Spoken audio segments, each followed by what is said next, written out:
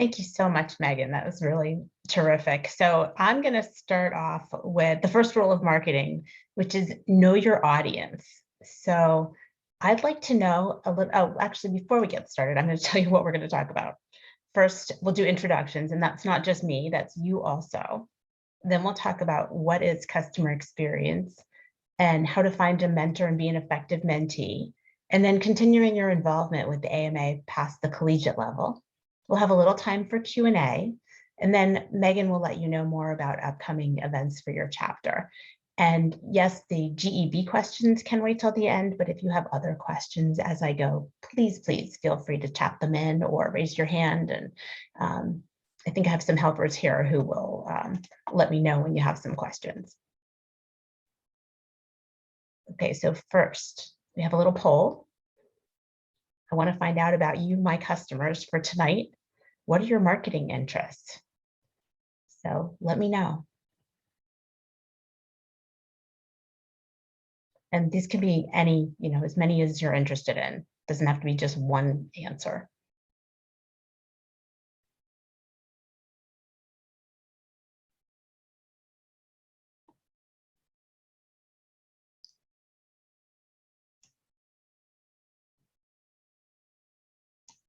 A lot of digital, a lot of advertising, branding, and market research. Actually, AMA does a terrific job with market research. They have a lot of forums and publications about market research. So we can certainly talk about that later too. But yeah, digital marketing and advertising, those are the hot topics.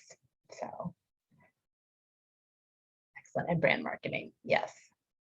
Beautiful. Okay, that's great. That's really helpful. And international, I know you guys are, Florida is really a hub of international. So, and from your names, it looks like we have a pretty diverse group of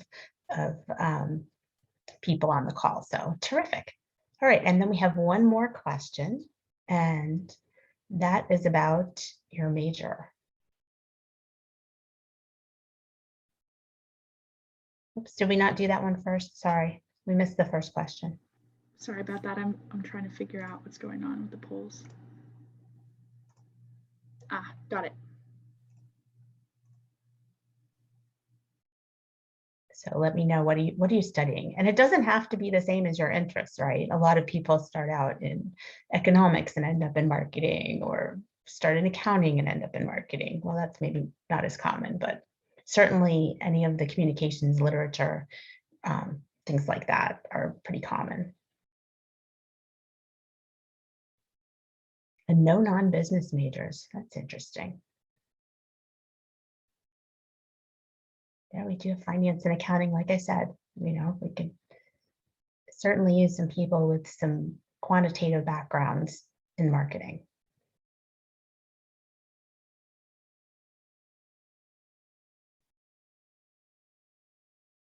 Terrific. Okay, well, that's most of you. Okay, so good to know.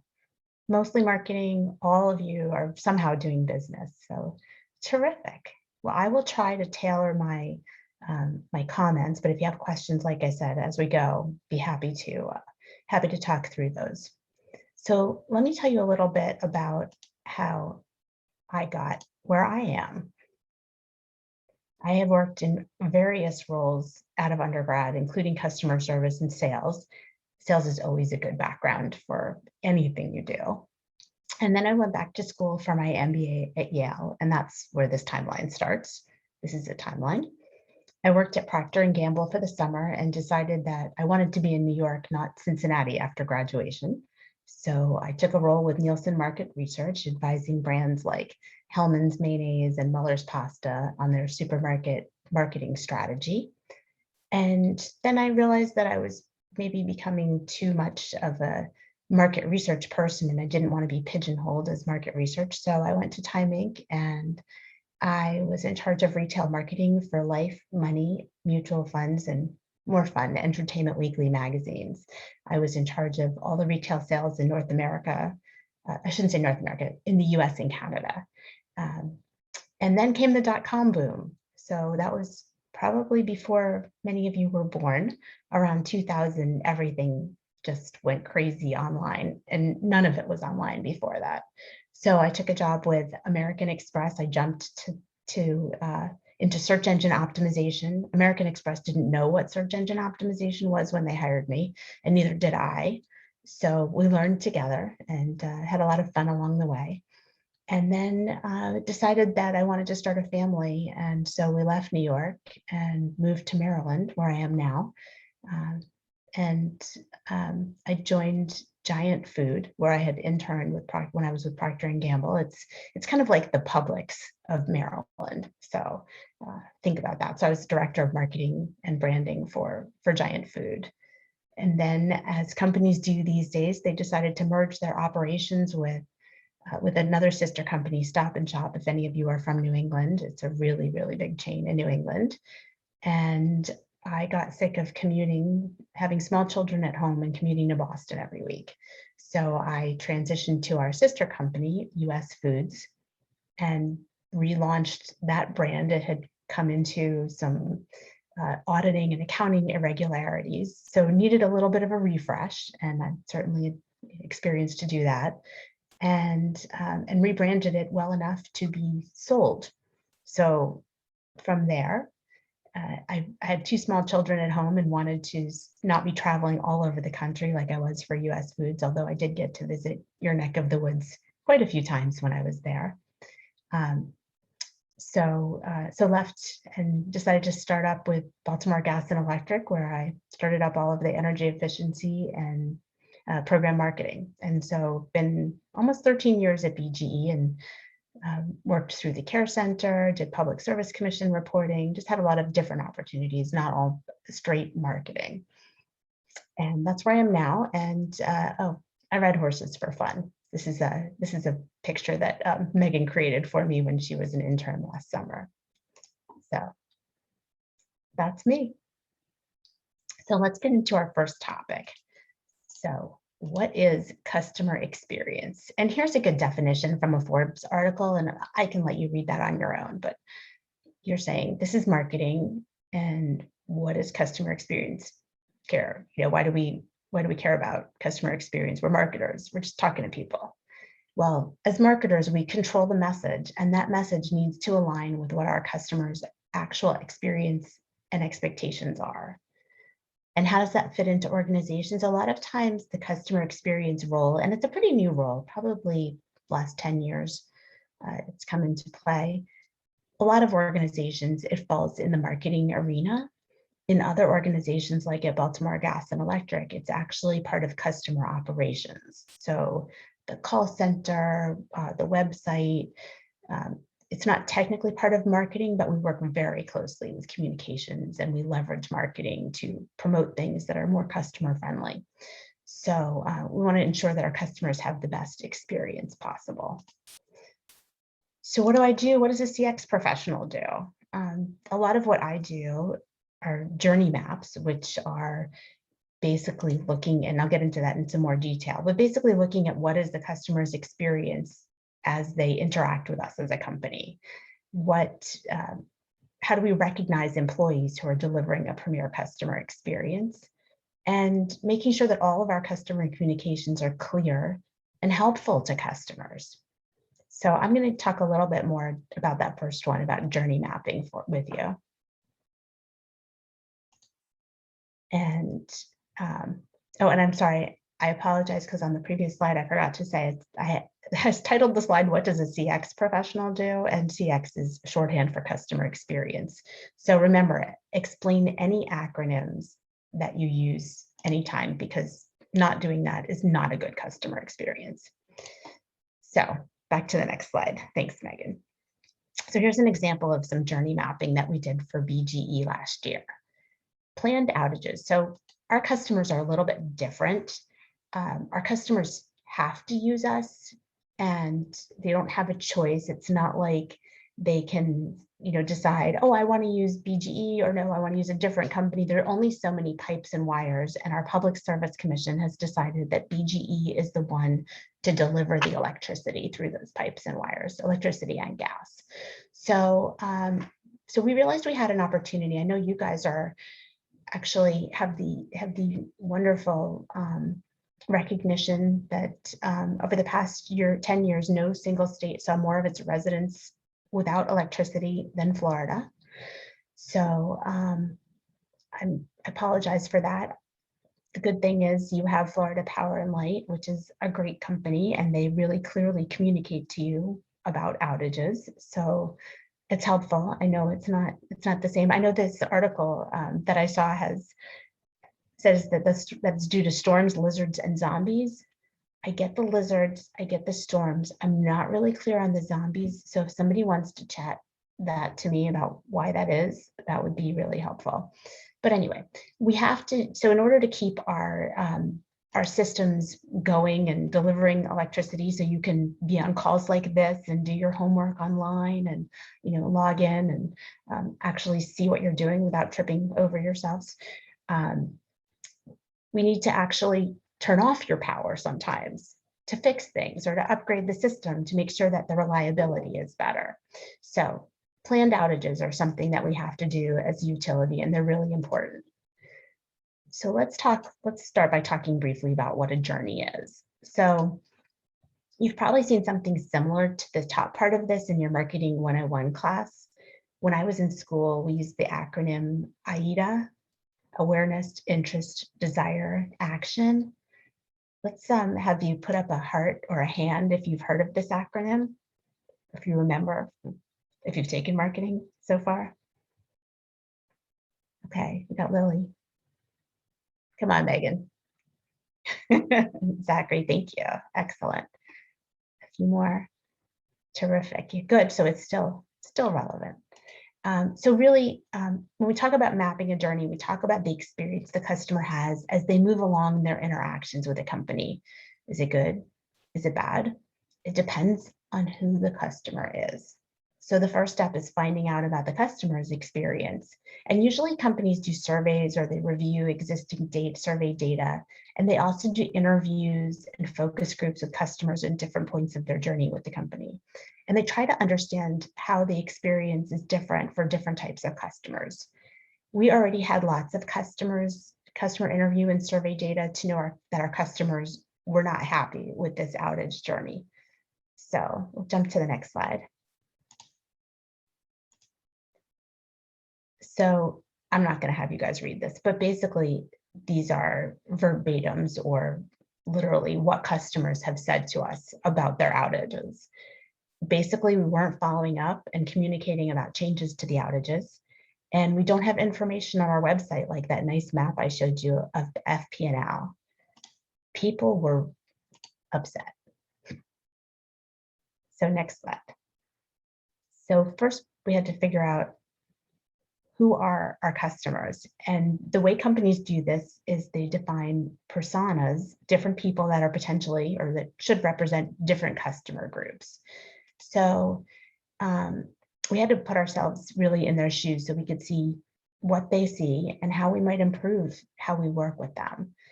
And I'll describe our persona on the next slide. We also need to put our empathy hats on, really put ourselves in their shoes. We define empathy as understanding what another person's experiencing from their frame of reference, right? The capacity to put ourselves in their position. So let's talk about one of the personas we chose for our analysis. This is Judy. And we looked at her across many dimensions beyond just her demographic profile. We looked at her needs and behaviors. We looked at her frustrations and her goals. You know, she makes sure that her patients know what, when they're getting treated, and she sticks to their treatment schedule. So she's really not happy when we're not sticking to our planned outage schedule. So what did we do next? We filtered Judy's experience through the lens of the characteristics that we at BGE have defined as constituting a premier customer experience. And you can see them here: personalized, simple, transparent, flexible, proactive, and responsive. And then we brainstormed as many ideas as possible to improve Judy's and our other customers. Like I said, we had other personas as well, improve their outage experience. And we picked the best of these for implementation. All the while, we consulted real customers along the way to make sure that these really did fit with their expectations. So let's talk about your customer experience. Somebody want to raise their hand and let me know, which companies have you had a good experience with and why? And so if somebody wants to raise their hand, or if somebody wants to type in the chat a company they've had a good experience with, let us know why. Yeah, Lily. The company that stands out the most to me, I would say it would be Chick-fil-A. Their customer service experience, service is great. It's amazing. And I don't think they ever fail to provide that customer service that like characterizes them as much. So that's the one that comes up to my mind. Right. Yeah, absolutely. That's really, they have a great reputation and very consistent, right? You know what you're getting. You get what you expect. You know it's not the most expensive. You know it's not the fanciest, but you know what you're getting. And I just saw another hand up. Dylan?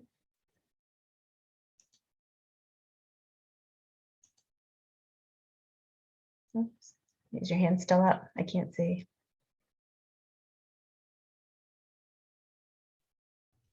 There's a few companies on the chat if you want me to say them out loud for you. Yeah, that's great. I can see those. Yeah, Okay. Publix for sure. So when I was the brand director for Giant Food, we always looked at Publix to see what they were doing too. Giant had a great reputation, but we could always do better, right? Target, yeah, Target has everything you need. Starbucks. Riot Games, I'm not familiar with. So Lewis, you want to tell me about Riot Games?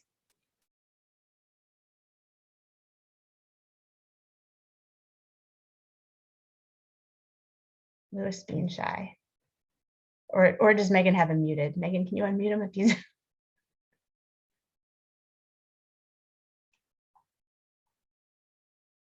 oh, okay. League of Legends. Okay. Yeah, I'm not big on online gaming, and then not Walmart, right? Customers definitely tell us when they're not happy with their experience. Chick-fil-A is great. So Megan, you can click and we can look at some of the other brands that usually come up in these conversations. So college students, I'm guessing your parents didn't let you bring your cars to school. Probably pretty familiar with Uber and Lyft.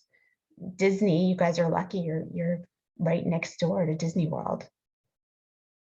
Apple, maybe some of you are using an Apple product to join this call tonight. And Southwest, hopefully you'll be traveling soon again. I'm hoping I get to travel again soon. So yeah, so it's important. And then just one more thing to keep in mind. There's all this cool technology out there. We just mentioned Apple, right? You have to start with the customer experience and go back to what customers need. Despite all the great technology that exists, the companies need to start with the customer in mind, not just what we think is cool. It's the way we make customers feel that it's important. And you as marketers are really the key to communicating that. So let's go on to our next topic. Unless anybody has any questions about customer experience or journey mapping, I'm happy to talk about them. And Delta, I have to do Delta. Okay, well, we have a Q&A session at the end. We can certainly, talk about it then. So next, how to find a mentor and be an effective mentee. So first of all, let's talk about what is a mentor. And I have been a mentor many times. They have a mentoring program in the Baltimore chapter of the AMA, and I've been a mentor since its inception. I've also been a mentee, mostly earlier in my career, but I've been a mentor through work, etc. And a mentor is really someone who helps you build your strategy and get to your goals. There's also a sponsor. Sponsors are important. Sponsors can literally help you find a job, right? They usually have the power and influence in a company to help you get promoted or get a job there. And then there's a coach. Like maybe there's a skill that you need some help with, maybe interview prep, resume writing, things like that. So coaches can help you that way. But we're going to focus on the mentor and mentee relationship. So let's go to the next one. So what can a mentor look like and how do you find one, right? If you don't have one already, there could be formal pairings. Like I said, I've been a mentor through the American Marketing Association, and Megan's told me that the College of Business has a mentoring program. And it could be a current or a past manager, as Megan said, we work together that way as well. And it could be somebody, one of the chapter leaders, one of your fellow students, could be somebody that you look to as a mentor, especially, maybe Grant is someone that you've looked up to, and I'm sure he would be happy to help you out. So, I can tell you one of my first bosses out of school was a really great mentor to me. I really learned a lot from him about how to lead, how to inspire people. Really, a lot of it was just watching him and how he operated. But still to this day, and this was 30 years ago that I worked for him. He's retired now, but I still will call him and say, I have this employee that's got this opportunity going on, and what do you think? How could I handle that? And so really it can take any form, and it can be as short or as long-lived as that works out. So that's what a mentor can look like. And like I said, I've been a mentor many times. Let me tell you on the next slide what I'm looking for in a mentee and how I think that you as a mentee can gain the most from the relationship. So it's important that the mentor knows what you want to get from the relationship so that you're most efficient with their time, because oftentimes mentors are very busy and they have different abilities. Not every mentor can help you with every situation. So, make sure you know what you want from them and that they can help you with that. It also helps to be proactive in creating goals and setting up time with your mentor to achieve them. That's really your job, to set up that time. Of course, make sure it's convenient for them, but set up a time and set up a regular cadence if there's a specific goal and it's time bound. And your goals should be SMART goals. I don't know if you've heard that acronym or not. You can raise your hand or do a reaction if you've heard of SMART goals, but they should be, yep, there you go. Specific, measurable, thanks, Autumn. They should be achievable, realistic, and time bound. So you should have a discrete point in time when you hope to achieve that goal. And you can ask the mentor to help you craft them, but think about what kinds of goals you'd like to have. Also speak up and challenge your mentor. If you're not clear of advice they're giving you or recommendations, ask them. It's not just a one-way relationship. Ask them respectfully. And then finally, I have learned so much from each of my mentees that I've had throughout the years. And I really, it's part of why I do it. Partly because I've been so fortunate to have had great mentors in the past and have had great experiences throughout my career. But I also like to learn about new industries and just different people. So give them an opportunity to learn from you. Does anybody have someone that they consider a mentor? And what have you learned from them or gained from your relationship? Does anybody want to share that with us?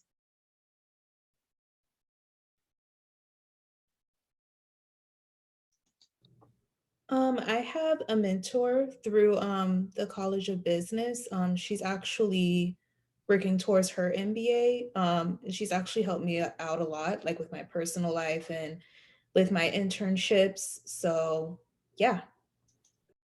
That's terrific. Thank you. Yes, I've actually had mentees who just wanted to talk. I've had children. They're 18 now. They're getting ready to head off to school, join your ranks. So, but I've had mentees who wanted to know, how do you balance it? How can you be a good parent and have a good career? So yeah, it's definitely. Does anybody else have an experience with a mentor they want to share? And I'm curious, would my dad be considered a mentor in the situation, or are you looking at, like, because this is mentor exchange, like someone at UCF mentoring another student? Oh, definitely. A family member could be a mentor. Okay, Absolutely. perfect. So I didn't know if it was just student to student, but I was gonna say I'm planning, when I'm done with school, to be in the produce industry, which my dad has been in for 25 plus years. And so just throughout those years, he's taught me a lot of things and helped me understand a lot about the business before I'm actually even finished with college and in that industry. So that was probably my main mentorship that I've gotten the most out of. Yeah, that's a gift to have a parent that, you know, my mother was a musician. I don't know anything about music, but yeah, she certainly taught me, you're right, different ways about balancing, work and family. Yeah, no, for sure. But yeah, that's a gift to have, to have your dad as a mentor. Absolutely. You can ask him also, who did he learn from, and figure out if you could reach out to them still. Yeah, right, actually. And he does connect me with the people that he kind of like grew in the business with. And I've gotten different opportunities, done 2 separate internships up in Baltimore with produce companies because of people that he, has networked with for years for being in the business for so long. So it's definitely given me a lot of opportunities that I'm definitely blessed to have had.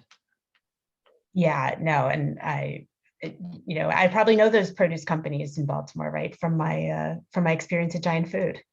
Okay, it's Coastal Sunbelt Produce. Oh, Not yeah. sure. Yep. Yep. There you go. I mean, I spent 20 years of my experiences in the grocery industry. So, and I like to eat. Yeah, me too. That's awesome. So I can actually share with you, if you actually make things on the next slide, sorry. So, like I said, I'm a mentor with AMA Baltimore, and I have had several mentees, but I can also talk to you about staying with the AMA and how that can be helpful too in a great way. Like I said, there's a mentoring program in the Baltimore chapter. I don't know about the other chapters, but there are several. I think there's a Central Florida chapter, or maybe it's an Orlando chapter, professional chapter. And they'd be happy, even if they don't have a formal program, they'd be happy to reach out to you. But I'm going to share a little bit of a story about someone who was a summer intern at my company, my current company, and was also a member of the local collegiate chapter of the AMA. He was a student liaison for the chapter, for the American Marketing Association Baltimore chapter, when I was first involved with it. And he stayed a student liaison throughout his time. So actually, it's a great way to network with people who are already in the industry. And he was so fabulous in helping us increase event attendance, increase participation, and not just with students. So when I was president, I told all the other board members, I said, we're all going to work for him someday. Well, after that first year as student liaison, he became the collegiate chair, because obviously he knew the customer pretty well. And then he became a member of the programming committee and started bringing all these great ideas. And that's another way to network, by the way, become a member of the programming committee for your local American Marketing Association chapter. You get to reach out. You have a good excuse to reach out to all kinds of marketing professionals in your area. And then he became membership committee chair, and he helped build the organization and build up our membership. And then 2 years ago, so 10 years after he was the student liaison, he became chapter president. And he also got a job with Havas Helia, which is the digital arm of one of the top advertising agencies in the world. So it's really all what you make of it. Just get involved, stay involved, get involved at the collegiate chapter while you're in college. You can start to get involved with a professional chapter as a college student. I would certainly advise that. See if you can, offer your services. You can try out all kinds of things as a member of the board. If you don't have experience with social media, you can ask to help the board with social media. They'd love to have additional volunteers for that. If you want to work on your communication skills, you can work on crafting emails for them. Definitely a lot of ways to volunteer, and it's great networking, and it's great skill building, and it's also something you can put on your resume. So definitely recommend continuing with the AMA beyond college if you're interested in any way in marketing.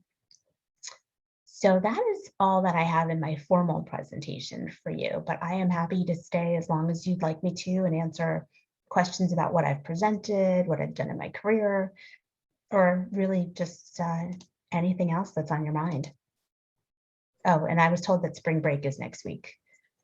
So if you don't have anything that you have a question about, you could also tell me where you're going on spring break so I can be jealous. Hey, Luba, I had a quick question. Earlier when you talked about like what does a customer experience professional do, one of the things that was mentioned was employee recognition. I thought that was a little bit interesting because that's sometimes more of like an internal role where customer experience tends to be more like external. I was wondering, like, in your role, how does employee recognition play a role? Yeah, that's a great question. So as I actually deleted a slide I had, which was a quote from Shep Hyken, which says, the internal customer experience determines the external customer experience. So it's a great question. And, it's kind of as I said, in many companies, CX, customer experience, sorry, I try not to use acronyms, resides in marketing. And in a lot of companies, it resides wherever the care center is. So it's definitely thought of in a lot of different ways. It requires a dance between the operational side of the company and the outward facing customer communication side of the company. So definitely related. We also have the website in our purview. And so that's a direct connection with the customer, and often website management and that kind of marketing falls directly under marketing. In our organization, it falls under customer strategy, which is in operations. So I love it because it's a great intersection between marketing and what the company's really doing. It's a great way to get to know all different parts of the company. And so employee recognition is important. It's really, and it's not just those who are directly dealing with the customer, right? We have 2/3 of our employees are field employees. So they're dealing with people with outages, people with unpaid bills that they're collecting. They're dealing with the ripping up the road to put in new gas pipes. We really need to make sure they're the face of the company, that they are doing a good job talking to our customers. So that's a really good question. And like I said, every company is structured differently. It just happens to be in customer operations at BGE. Interesting. Thank you. Oh, and the event is really cool. We have a lot of fun with it. Megan actually designed our word mark for our event and the planning and the invitations, and that's a lot of fun too. So event planning is also a lot of times, it's been part of my role in many of the positions that I've held in marketing. Nice. Oh, and nice. And I don't know how to pronounce your name, Mr. Rios, but it was spring break and went to my road trip to Manhattan and then Niagara Falls. Was it warm enough? No. Fair enough. Yeah, I think it was pretty cold last week. Sorry. But I bet it was interesting. Any other questions or good spring break destinations? What skills for search engine optimization? That's a good one. Yeah, so analytical skills, it's a lot of numbers. It's a lot of data.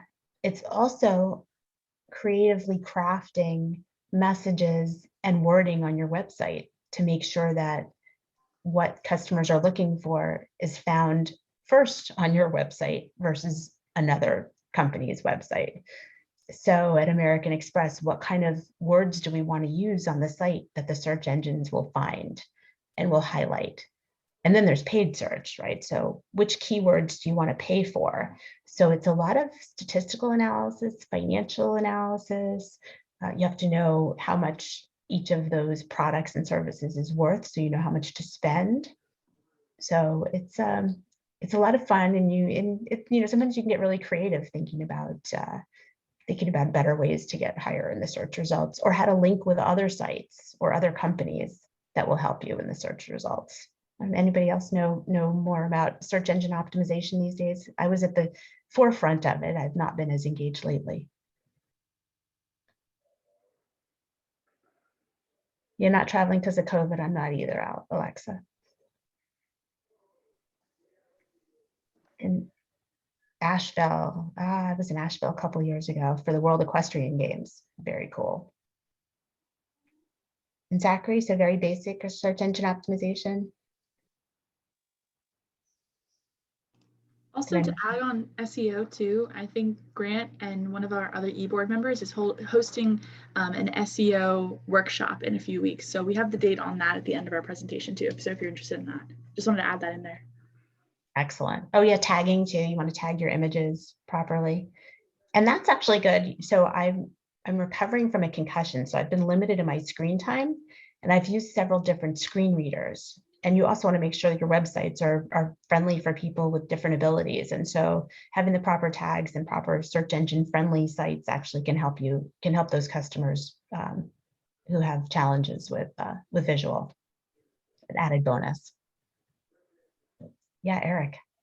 Okay, real quick question. Okay, my degree path is in business economics. Okay, and I'm currently learning program in R and Python. I am really interested in like something like a marketing analyst position that's more data driven. Okay, and the thing is that a lot of these positions, they require like, you know, years of experience. Okay, my question is that for, you know, to get to say like a marketing analyst position, what would this, I guess, the steps be necessary to take for you know, to, I guess, to start in, you know, towards that path? Yeah, you know what? There is such a need for that skill.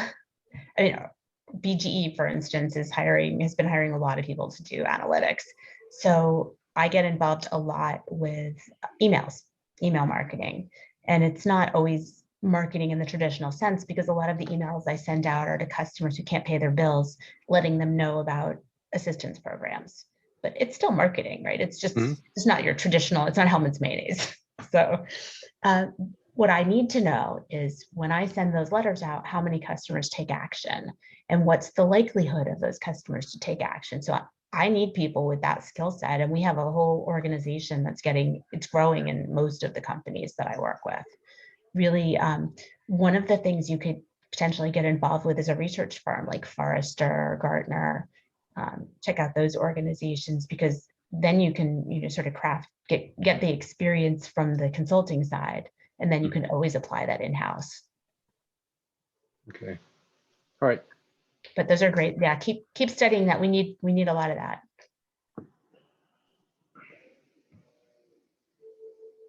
Yeah, anyone else? Oh, Zach, thank you. Putting keywords in YouTube videos and websites. It's a good one. Yeah, any other questions? I was just curious, in the age of like digital media, I've noticed that a lot of companies have been very focused on customer experience. Well, at the beginning of the pandemic, it seems like a lot of businesses became very detail oriented around their customer experience. So I'm interested, as we start to see like vaccinations and numbers shift, how do you think companies are going to shift their focus? So you're saying, like, are they going to shift back away from digital? Is that your question, or what do you? Like, do you think they're going to be as detail oriented as they were at the beginning of the pandemic about making sure that their customers are happy with their business and their experience with them? Or will it kind of be like, they're going to back off a little bit? That's a great question. So having customers self-serve is really beneficial. We have care center agents that we pay to answer customer questions. And some of those customer questions are pretty basic. And so if the customer can, and customers don't necessarily want to call us, different demographics want to call us. You know, maybe some of your grandparents, and maybe I'm old enough to be your grandparent, so maybe that's not appropriate. Maybe people older than your great grandparents maybe aren't as comfortable with technology, but companies really see a benefit in investing in online and digital and making sure they really get this whole customer journey right, because it pays for itself 10 times over in customer satisfaction, in operational costs. So, you know, not having to pay people overtime to answer questions that artificial intelligence and a chatbot could answer. So, you know, I think companies that maybe were hesitant to take that leap, but had to take the leap because of the pandemic, are realizing, oh, they should have done it sooner. You know, that it's, you know, it's terrible that so many people had to have problems before they took that leap, but I don't think there's any going back. And I think that customers also have an increased ability to switch. I mean, like I said, not with the utility, but with other products and services, because they have so much more visibility. Everybody's online and they're so much better able to comparison shop. So to stay in business, companies are going to have to stay sharp and stay on it. Autumn, thank you for your question. That answer it? Yeah, thank you for that. That's something that I've just been like super curious about. Yeah, it's always important, but now it's critical for business livelihood. All right, thank you. You're welcome. I have a question too. So I know you spend a lot of time working in the grocery industry and consumer packaged goods, all that good stuff. What was your favorite part about working in that industry and why? Oh, that's a great question. It's a good question. I've always had a passion, even my jobs right out of college. I worked at actually the second largest grocery distribution company in the world. It's such a basic need. Well, first of all, I love food. I grew up in New York and I'm a foodie, so I love food. But the people who work in the industry and remind me of the gentleman who was speaking before, whose father was in produce. That's me, Jordan. Yeah. So thank you. I mean, it's just, people are so real. It's a basic necessity and it's critical, and you touch every person, and it's fun. You could have a great time with it. I mean, just there's so much with a retail operation and now online. Yeah, Jordan. I was just gonna say, like, one of the main things that I learned over the years and getting to go to conferences in California a couple times for the PMAs, is the Produce Market Association conference, just that in any business, but especially food, produce, it's just the people aspect of it. Being a people person is so essential, because you make connections. My dad still talks to people that he met, 25, 30 years ago that are good friends now, and you meet them who then know people, and then the list goes on and on. It's definitely one of the main aspects to really, figure out if that's who you are before you go into an industry like that, because I love getting to know people and building relationships and that kind of thing. So yeah, and a lot of the industry executives started out bagging groceries. I mean, I started working there after I went to Yale, and my boss would introduce me when I started, and he would say, "Luba just came to us from Yale." Like, don't say that. People are going to be scared. This is not that industry. This is where people respect you for what you've done, what you've really accomplished. And I didn't grow up in a household that was, Ivy League. I went to Kutztown State undergrad. I wasn't, which most of you probably haven't even heard of, right? Unless you're from Pennsylvania. And, it's seat of your pants, hard work, and being real that makes it in the grocery industry. So thank you, Megan. And thank you, Jordan. no problem. Anyone else? 'Cause I know Megan has some things that she wanted to share with you as well. I just want to add on to that. Like, I did have the opportunity to work at Whole Foods Market, and it was one of my first jobs when I was a teenager, and it was definitely a great experience. Got a lot of customer service experience, because if you ever been to Whole Foods, they're stellar with customer experiences, that's what they expect from us. It is hard to deal with customers on a daily basis. However, I would say that the best part about my job was the people I worked with. They were amazing, and they were pretty much the reason why I held on to this job so much, because the people are just amazing. So yeah. And it's part of Amazon now, so like they're even I know. right? I was just happy that the banana prices came down when Amazon bought them. Oh no, I did not see Mary. Oh, that's gross. I'm glad I don't eat Cinnamon Toast Crunch cereal. I'm in trouble. Oops. It's good. It's good. What is it? Not protein, but well, maybe some extra protein. Well,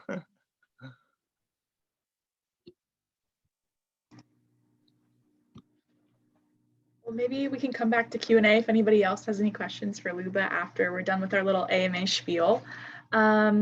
So we do have a couple of slides just about how to join AMA. If you're interested, definitely, I recommend pulling out your phone and taking a picture because there are a lot of different steps here. So there are 2 different things you can join. You can join AMA National. Well, you have to join AMA National if you want to join AMA UCF. Then you have the option to join AMA Orlando. It's only $5 and you get access to all of their events. So I definitely recommend that. And this is just the process to join. So I definitely recommend joining AMA UCF. I just joined this past fall and I've already gotten so much out of it. So highly recommend. And here are upcoming events. Like I mentioned, there is an SEO workshop with Grant and Christian Thursday, April 7th. So not this next week, but the week after, I believe. So yeah, we have a lot of great events coming up. You can also see all of these on our Instagram. And we also have this form for GEB points that I'm going to be sending you guys in a moment. I'm going to put it in the chat.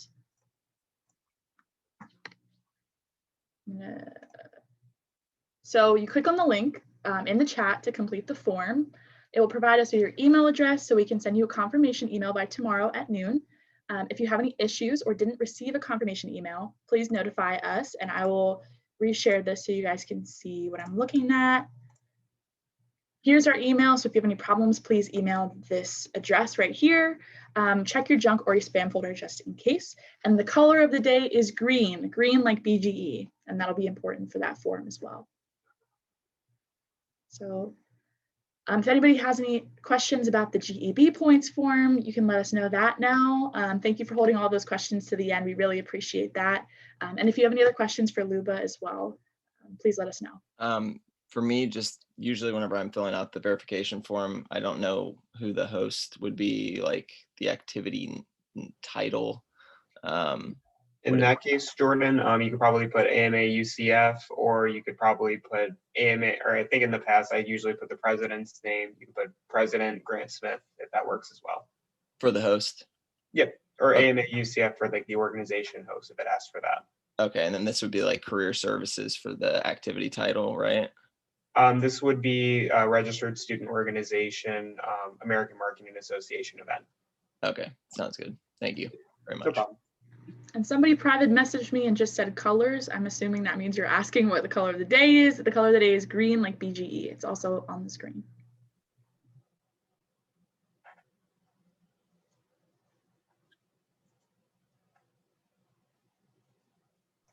Color of the day is green. It's green, guys. It's also on the screen.